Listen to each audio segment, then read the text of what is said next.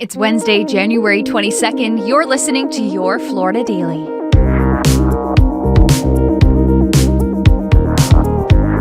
I'm Katrina Scales.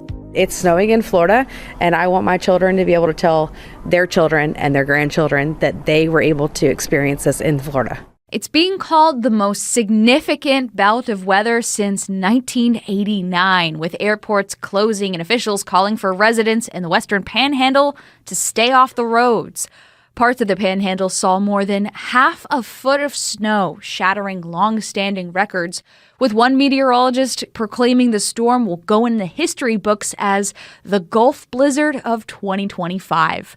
Governor DeSantis issued a state of emergency ahead of the wintry mess.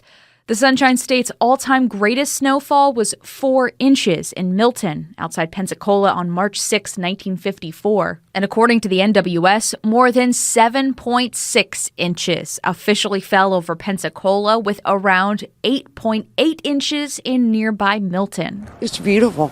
Yeah. There's just no words to describe it. Snow on the beach, who would have thought? Florida Highway Patrol even shut down a 70-mile stretch of I-10 due to hazardous weather and a series of crashes. Temperatures overnight will stay in the 20s for North Florida, keeping that snow and ice intact. An officer is about to be fired from the Jacksonville Sheriff's Office after video shows her accidentally shooting a man with his own gun during a routine traffic stop last month. What's up, my man? Hey, you got a valid driver's license, proof of insurance, all that good stuff? Along with a video posted to Facebook, the Sheriff's Office said Officer Mindy Cardwell was helping with a traffic stop on December 13th. 39-year-old Jason Arrington had been pulled over for running a red light. Body camera footage showed Arrington was fully cooperating with all 3 officers and had informed them he had a gun holstered in his waistband. After he exited the car, Cardwell went to remove the firearm, but while she was trying to take the gun, it discharged, and Arrington was shot in the upper thigh. I appreciate you, man, being very honest. Oh, you're all right. Oh, shit. You okay? Hey. Put the gun down. Put it down. You okay? The officers quickly helped Arrington to the side of the road and applied a tourniquet.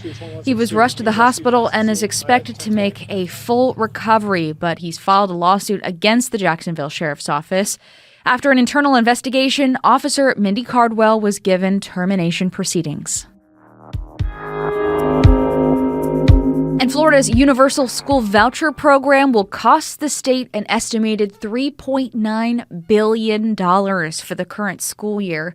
That's according to a new report from the Florida Policy Institute. It's a high price tag the Institute actually predicted, and the costs are only going up.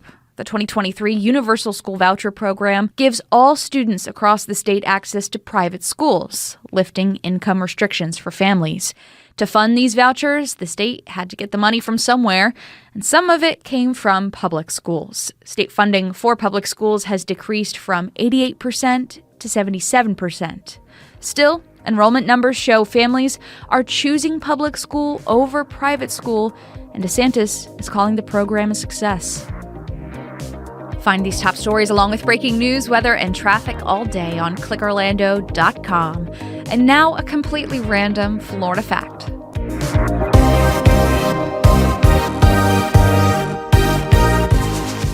More than 2 decades before Walt Disney was even born, Kissimmee was on the map as a famous tourist spot.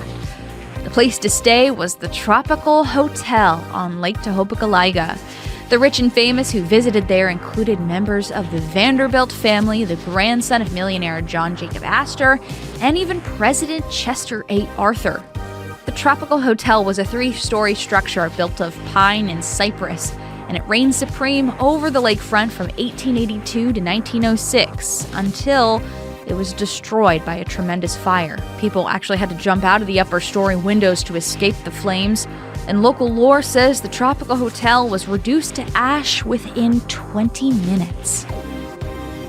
Your Florida Daily is produced by News 6 WKMG in Orlando. I'm Katrina Scales. Subscribe for new episodes wherever you like to listen.